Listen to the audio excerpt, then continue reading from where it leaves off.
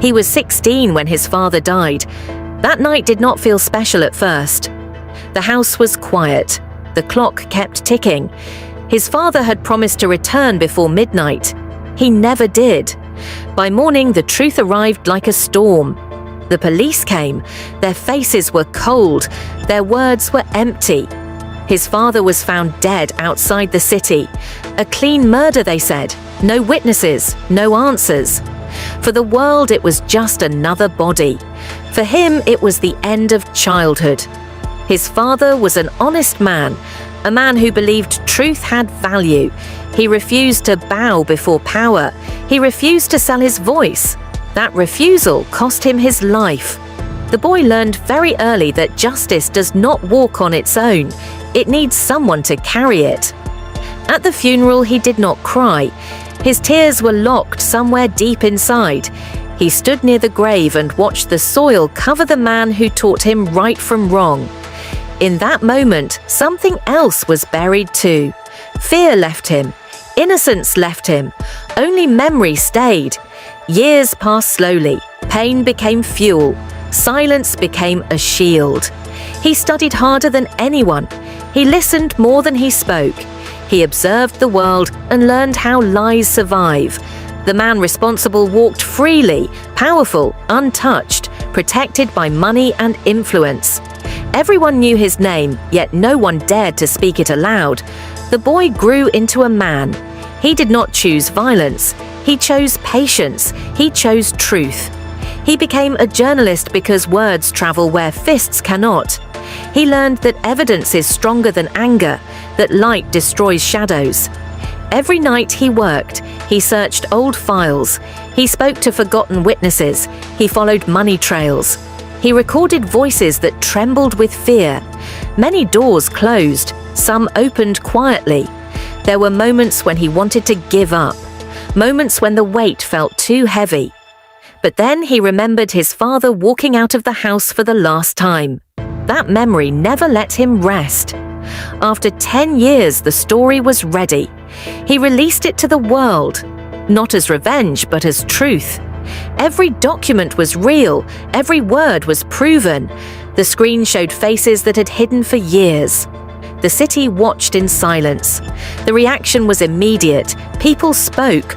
Old witnesses found courage. Authorities could no longer ignore the noise. The case reopened. The past returned with force. The man who believed himself untouchable stood in court. No smile this time, no protection, just truth standing across from him. They asked the journalist why he did it. He said he wanted peace. When the verdict was announced, the room was still. Life imprisonment, no applause, no celebration, only relief. That night he went to the grave. He sat beside it and spoke softly. He said justice came late, but it came true. He said the truth survived. This story was written in the year 2025. It was written for those who lost someone to silence. It was written to remind the world that revenge does not always need blood. Sometimes it needs patience. Sometimes it needs truth. I dragged my duffel bag up the stairs, desperate for my first sleep in 18 months. But my father and brother stood on the porch, holding beers like it was a party. Dad looked me dead in the eye and said I was homeless. I didn't scream. I just smiled. When they asked what was so funny, I told them the truth. That house they thought they sold was actually the one thing they never understood. My name is Malene Lee. I am 31 years old, a staff sergeant in the United States Marine Corps, and until about 10 minutes ago, I thought I was standing on firm ground. The cab driver had let me out at the curb, taking his tip with a nod that was more sympathetic than grateful. He had seen the way I looked at the house as we pulled up. It was a look of desperate, exhaustion-fueled longing. I had been awake for nearly 24 hours, navigating the logistical nightmare of military transport from Okinawa to Seattle, then a commercial flight to Nashville, and finally, the long, winding drive into the humid heart of Pine Hollow, Tennessee. I gripped the handle of my green duffel bag. It was heavy, packed tight with the few personal belongings I had not put into storage, but the weight felt good. It felt real. It was the only thing anchoring me to the earth as I stared up at the structure I had called home for the last 5 years. The house was a modest 2-story Victorian with peeling white paint and a wraparound porch that always seemed to catch the best of the evening breeze.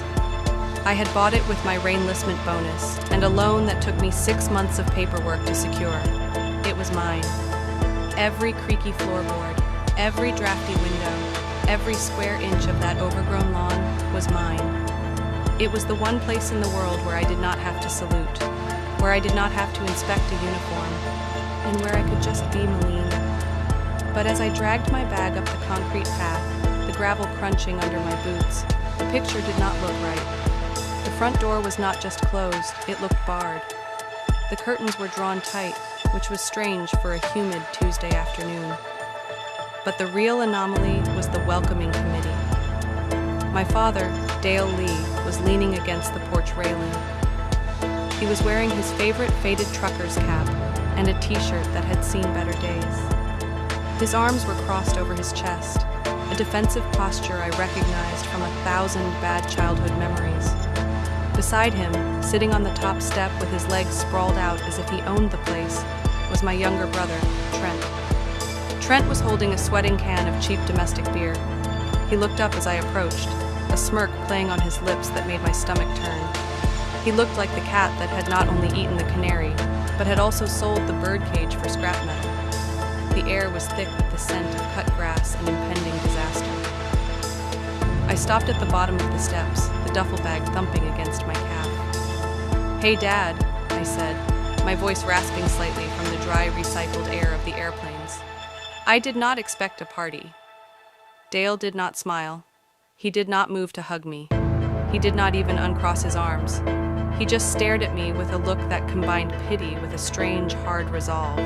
"Hey, Maddie," Trent chimed in, taking a loud slurp of his beer. "Welcome back to the good old US of A." I ignored Trent. I kept my eyes on our father. Something was wrong. My internal radar, honed by years of assessing threats in foreign environments, was screaming at me. The atmosphere was too staged. They were waiting for me. This was an ambush. "Where are my keys?" I asked, reaching into my pocket out of habit, even though I knew I had left my spare set with Dale for emergencies. Dale shifted his weight. He looked at Trent, then back at me. He cleared his throat, a sound that was more of a growl. "You do not need keys, Malene." I frowned, stepping up onto the first wooden step. The wood groaned under my boot. "What are you talking about?" "I am tired. Dad, I just want to go inside, take a shower, and sleep for 12 hours. Move." "I am serious," Dale said, his voice flat. He finally dropped his arms, but only to gesture vaguely at the property around us. "You do not live here anymore." I froze. My hand tightened on the strap of my bag until my knuckles turned white. I looked at the house, then back at him. I tried to process the words, but they refused to compute. "I paid the mortgage last week," I said slowly, articulating every syllable. "I have the bank notification on my phone." "Yeah, about that." Trent chuckled, crushing the empty beer can in his hand. "Banks are slow. Paperwork takes time to clear. But the deed that is done." Dale took a step forward, blocking my path to the door. "Listen to me, Malene. You are homeless." The words hung in the humid air like a physical blow. "You are homeless." I did not scream. I did not drop my bag. I did not burst into tears. My training took over. In the Corps, when you are hit, you do not panic. You assess the damage, you identify the enemy, and you execute a countermeasure. I stood perfectly still. My eyes scanned their faces. Dale looked defiant, chin jutted out, the look of a man who had convinced himself he was doing the righteous thing. Trent looked giddy, like this was all a hilarious prank or a lucky break at the blackjack table. "You sold my house," I stated. It was not a question. "We had to," Dale said, his voice rising, gaining the momentum of a rehearsed speech. "You do not know what has been happening here. Malene, you have been off playing soldier on a tropical island while we have been drowning. Playing soldier." The insult bounced off my armor without leaving a scratch. "Trent got into some trouble," Dale continued, gesturing to my brother, who tried to look solemn but failed miserably. Bad trouble. People were coming for him. Maddie, scary people. We needed liquid cash and we needed it fast. So you sold my house, I repeated, my voice dropping an octave.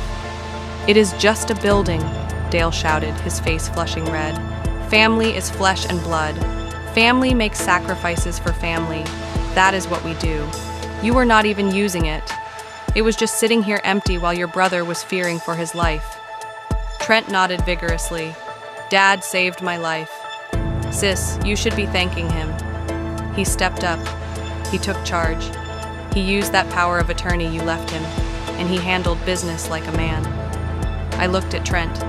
He was 28 years old, but in that moment, he looked like a toddler who had smashed a vase and blamed the wind. You used the power of attorney, I said softly. The power of attorney. I had signed 3 years ago before my first deployment, a standard administrative measure.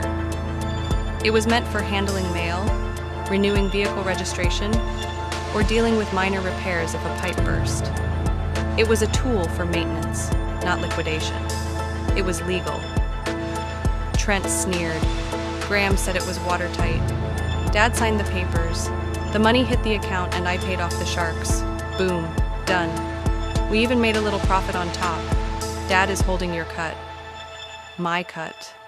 The phrase tasted like bile. Who is Graham? I asked.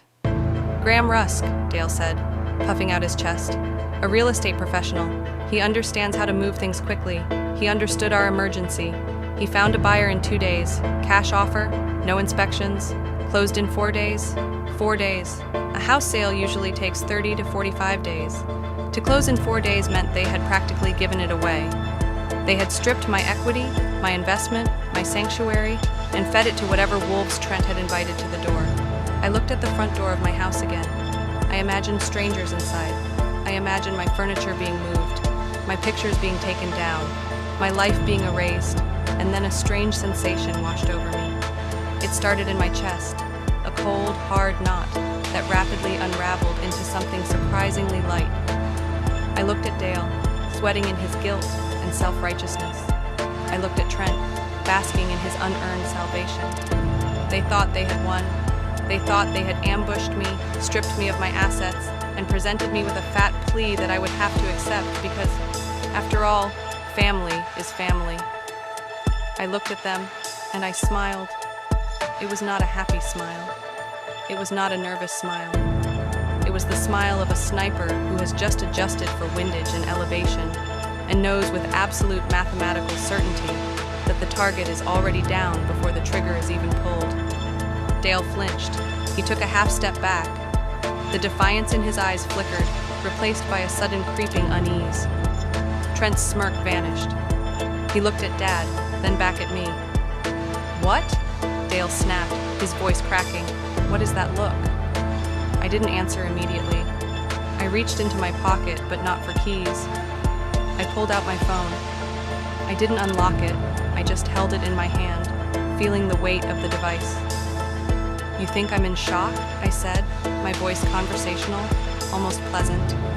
You think I am standing here trying to process how my father and brother could betray me so profoundly? I took a step up. Dale did not block me this time. He shrank against the railing. You think you are the heroes of this story? I continued. You think you made the hard choice to save the family? You think because you had a piece of paper that said power of attorney, you had the power of God? Stop it, Dale whispered.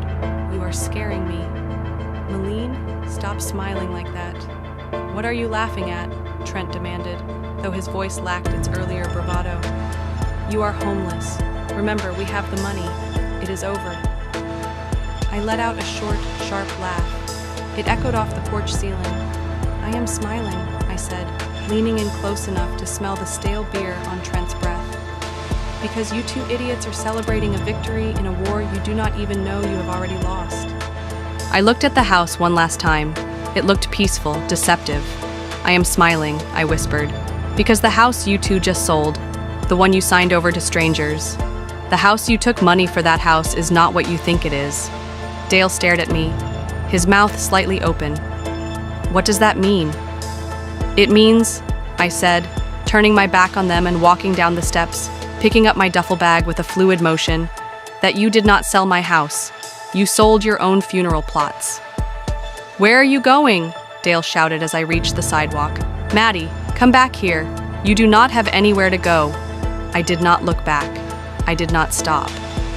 I walked toward the main road, the wheels of my bag humming on the asphalt. They were right about one thing. I was technically homeless, but I wasn't helpless. To understand why Dale and Trent were already doomed, and why that smile was the only appropriate reaction to their betrayal, I have to take you back, not far, just 3 months, back to a humid night in Okinawa, to a cramped barracks room, and to a single email notification that caused the floor to drop out from under my world. That was the moment the war really started. They just didn't hear the shot. The air in Okinawa does not feel like air. It feels like hot soup. It is a thick, humid blanket that clings to your skin the moment you step outside the air-conditioned barracks. A constant reminder that you are on a subtropical island thousands of miles away from the crisp, cool evenings of Tennessee. For the last 3 months, my life had been a rhythmic cycle of sweat, discipline, and exhaustion.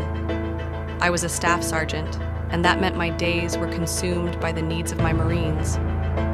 The endless logistics of unit readiness and the physical demands of maintaining a combat fitness standard that did not care if you had slept 4 hours or 8. I spent my days shouting over the roar of engines, and my nights staring at the ceiling of a room that smelled of industrial cleaner and boot polish. To keep myself grounded, I had a ritual. Every Tuesday and Friday evening, which was early morning back in Pine Hollow, I would call home. These calls were my anchor. They were the invisible tether connecting me to the world I was fighting to protect, and more specifically to the white Victorian house with the wraparound porch.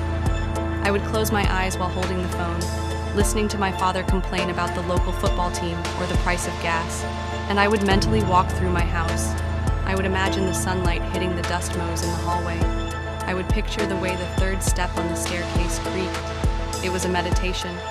It was how I remembered who I was when I was not wearing a uniform. But as the weeks dragged on, the tether began to fray. It started subtly. Dale, a man who usually loved to talk for 40 minutes about the neighbor's lawn maintenance habits, began cutting our call short. He sounded breathless, distracted. There was a nervous energy in his voice that I had not heard since Mom died 10 years ago. I got to go. Maddie, someone is at the door, he would say, hanging up before I could even say goodbye. Or, I cannot talk right now. I am fixing the sink. Then came the background noises. During a call in late August, I heard voices in the background, loud, aggressive voices, men's voices. Who is that, Dad? I had asked, sitting up on my bunk, my grip on the phone tightening. Nobody, just the TV. He had lied. I knew the sound of his television. It was a tiny old set. These voices had depth. They were in the room. Then the specific nature of the questions changed. Instead of asking how I was or when I was coming home, Dale started asking about logistics. When does the direct deposit hit this month? He asked once. Are you getting that hazardous duty pay for this rotation? He asked another time. I brushed it off at first. Dale worried about money. That was his nature. He was a retired factory worker, living on a pension that never seemed to stretch far enough. I told myself he was just being a dad, worrying if his daughter was financially secure. But then the bomb dropped. It was a Tuesday in September. The connection was fuzzy, but I heard him clearly enough. Trent is staying here for a bit, Dale said, his voice dropping to a murmur, as if he did not want the walls to hear. My stomach turned over. Trent, my brother, was not evil, but he was a Category 5 hurricane of bad decisions. Trent did not just have bad luck, he manufactured it. He had a gambling problem that he called an investment strategy and a history of borrowing money that vanished into black holes. If Trent was staying for a bit, it meant he had burned every other bridge in a 50-mile radius. It meant he was hiding. Dad, listen to me, I said, my voice switching from daughter to sergeant. Do not give him money. Do not sign anything for him. If he is in trouble, tell him to call me. He is fine. Maddie, Dale snapped, defensive now. He is your brother. He just needs to get back on his feet. The family helps family. That phrase, family helps family. It was the weapon Dale used to silence all logic. I hung up that night with a feeling of dread that I could not shake. I lay in the dark listening to the hum of the dehumidifier, and my mind drifted to a document stored in a fireproof box in Dale's study, the power of attorney.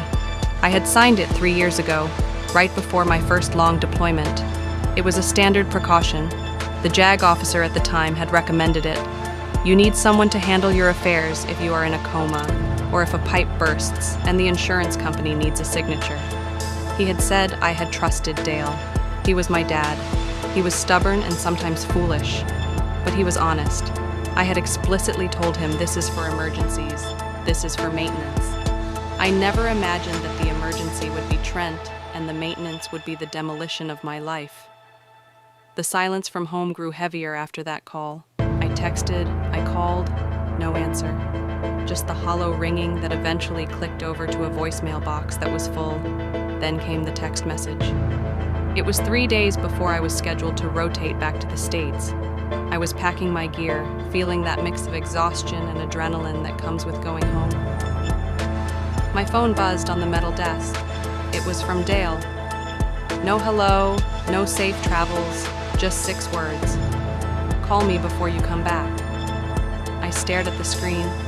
It was not a request, it was a warning. It read like a barrier being erected. Why would I need to call before I came back? I was coming home. I had a key. I tried to call him immediately. It went straight to voicemail. I called Trent. His phone was disconnected. That night, the humidity in Okinawa broke into a violent thunderstorm. Rain lashed against the barracks windows like gravel. I could not sleep.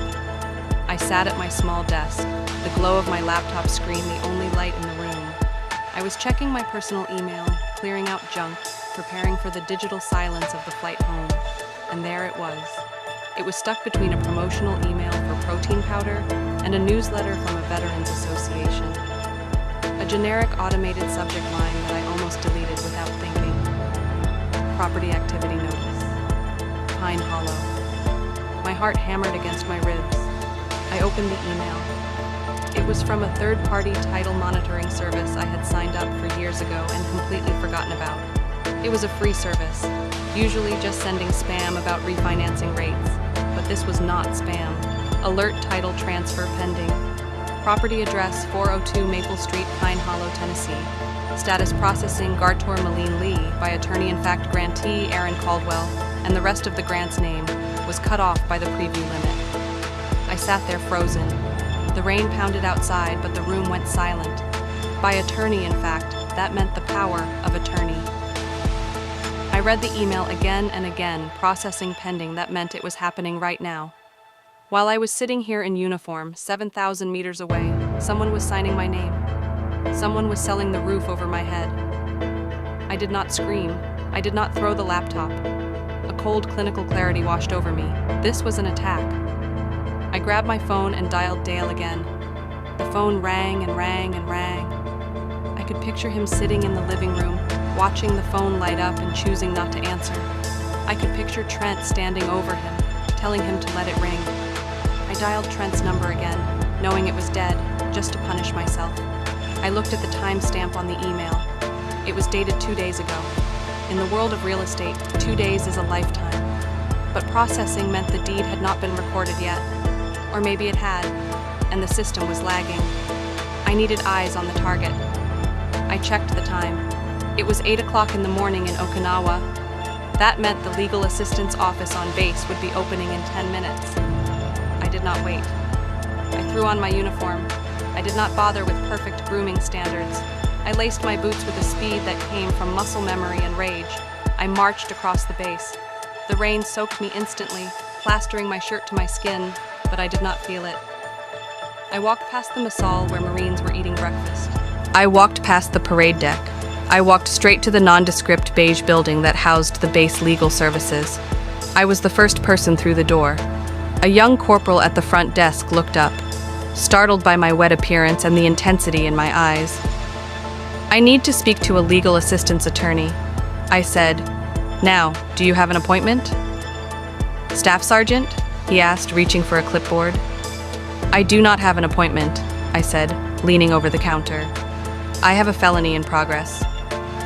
5 minutes later, I was sitting in a small, windowless office across from a civilian attorney named Mr. Henderson.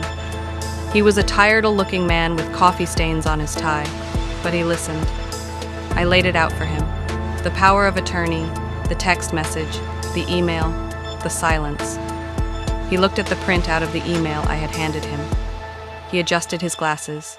He tapped a pen against his desk. "You signed a general, durable power of attorney?" he asked. "Yes," I said 3 years ago. "For administrative maintenance," Mr. Henderson sighed. He leaned back in his chair. "Staff Sergeant, a general, durable power of attorney is a blank check. If your father has that document, he can legally do almost anything you can do. He can access your bank accounts, he can take out loans in your name, and yes, he can sell real estate titled in your name." I felt the blood drain from my face. "So there is nothing I can do?" "It is legal." Mr. Henderson held up a hand. "On the surface, the act of selling might be legal because you gave him the authority. However," he leaned forward, his voice dropping, becoming sharper. "Fiduciary duty, that is the key phrase. An agent acting under a power of attorney has a legal obligation to act in the principal's best interest. That means your best interest, not his, and certainly not your brother's." He looked me dead in the eye. "If he is selling your primary residence while you are deployed without your consent, and using the proceeds to pay off his debts or your brother's debts, that is a breach of fiduciary duty. That is fraud, that is theft." He pulled a fresh legal pad toward him and uncapped a pen. He looked at me with a gravity that chilled the room. "If we can prove that the money did not go to you or to your benefit, then the transaction is tainted. But I need you to understand what you are starting here." "Malene," I looked at him. "What am I starting, mister?" Henderson stopped writing and looked up. "If this is a simple misunderstanding, we fix it. But if this is what it looks like, abuse of a power of attorney to liquidate the assets of a deployed service member, then you are not just filing a complaint against a bad real estate deal." He paused, letting the weight of the words settle. "You are initiating a criminal investigation. This stops being a family matter the moment we file the paperwork. You will be going to war with your father. Are you ready for that?" I thought about the text message. "Call me before you come back." I thought about Trent staying in the room I had painted. I thought about the house. I looked at Mr. Han Henderson. "They sold my home while I was serving my country." I said, my voice steady. "They declared war on me first. I am just returning fire." Mr. Henderson nodded once. "Then let's get to work." That was the moment I stopped being a daughter and started being a plaintiff. But even then, sitting in that office, I did not know the half of it. I did not know about Graham Rusk. I did not know about the fake notary. And I certainly did not know that the house itself held a secret that would turn their quick cash grab into a prison sentence. I walked out of that office with a plan. But first, I had to get home. I had to let them think they had gotten away with it. I had to let them smile on that porch because the most dangerous trap is the one you do not see until it snaps shut. Mr. Henderson had given me a weapon, but it was not a rifle. It was a checklist. He had leaned across his desk, his eyes magnified by his spectacles, and told me that anger was a luxury I could not afford. Anger makes mistakes. Anger tips your hand. If I wanted to stop what was happening, or at least survive it, I needed to turn myself into a bureaucratic machine. I had to become an auditor of my own betrayal. Go to the County Register of Deeds website. He had instructed, his voice low and clinical. Request everything: the deed, the closing disclosure, the wire instructions. Do not email your father. Do not text your brother. You are gathering intelligence. You do not engage the enemy until you have the map. I walked back to the barracks in the rain, my mind operating on a singular cold frequency. I did not feel like a daughter anymore. I felt like a case officer building a dossier. The internet connection in the barracks was sluggish, struggling against the storm outside and the load of 1,000 Marines trying to stream movies.